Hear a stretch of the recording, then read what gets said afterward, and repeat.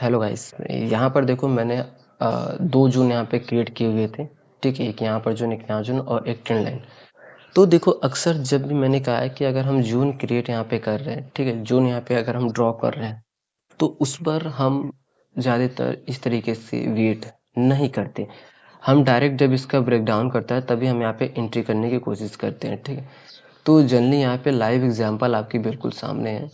देख सकते हो कि यहाँ पे इसने जैसे ब्रेक डाउन किया, ठीक है, अगर आप यहाँ पे ट्रेड प्लान किए होते, ठीक है, तो आपको एक बहुत ही तगड़ा यहाँ पे मोमेंटम मिला होता।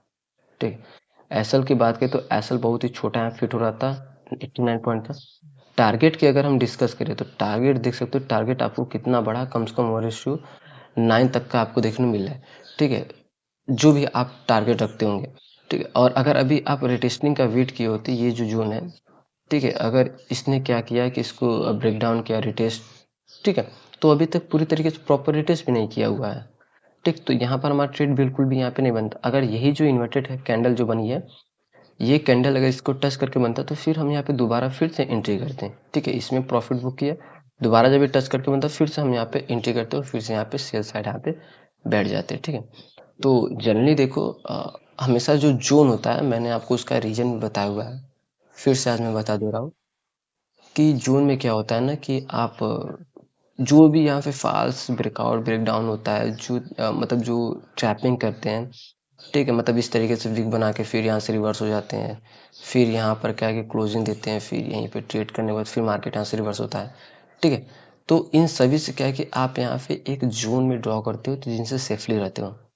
बट एक लाइन क्या होता है ना कि जैसे कि ये जो लेवल है आपने यहाँ पे ड्रॉ किया हुआ है, ठीक है, एग्जाम्पल में अगर हम और कोई ले लेते हैं, ठीक है, यहाँ पर लेते हैं हम, ये देखो आपने यहाँ पे लाइन ड्रॉ किया, बट डाउन साइड में क्या है कि थोड़ा सा वीक बचा हुआ है। ठीक है, मार्केट थोड़ा सा नीचे आके फिर यहाँ पे इस तरीके से रिवर्स हो रहा है।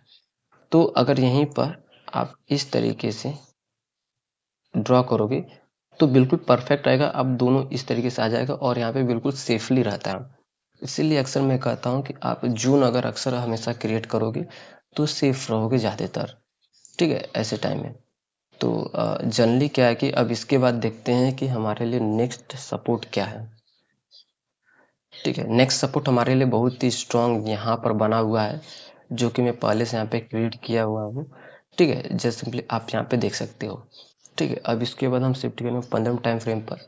15 टाइम फ्रेम शिफ्ट करने के बाद यहाँ पे हम देखेंगे कोई उस तरह का सिनेरियो बन रहा है कि नहीं। तो सिंपली देखो हमें वेट करना पड़ेगा इस लेवल तक आने का। ठीक है, और फिलहाल क्या है कि अगर मार्केट रिवर्स होकर इस लेवल पे आ रहा है तो फिर हम यहाँ से सेलिंग की अपॉर्चुनिटी देख सकते हैं कि इतनी गिरावट के बाद डायरेक्ट क्या है कि फिर गिरावट का चांसेस बहुत ही कम देखने को मिला।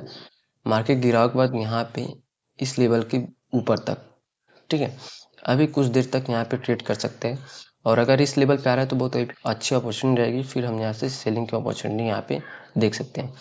और हम बात करें यहाँ पर भी हमें सेलिंग की अपॉर्चुनिटी देखने को मिला था। तो सिंपली ये लेवल और ये दोनों जो लेवल है फिलहाल हमारे लिए अभी किसी भी काम के नहीं है।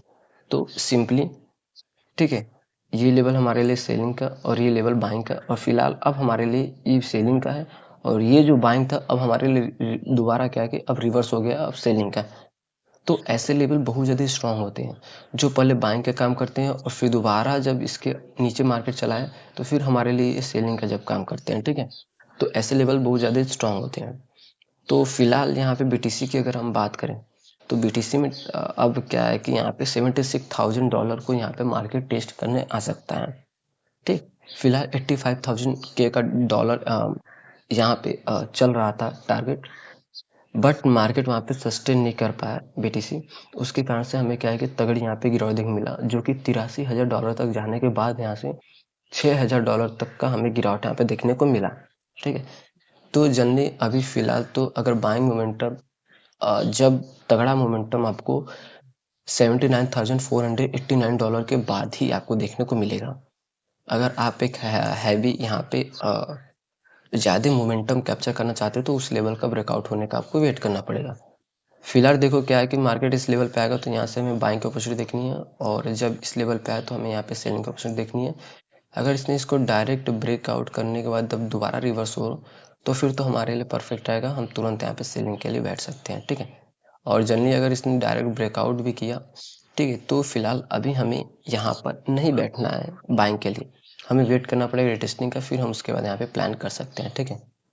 तो सिंपली दोस्तों क्या है कि ये वीडियो मैं एजुकेशन पर्पज़ के लिए क्रिएट कर रहा हूँ, मैं कोई भी बाइंग सेलिंग का टिप्स ट्रिक्स नहीं देता। सो वीडियो देखने के लिए थैंक्स फॉर वॉचिंग।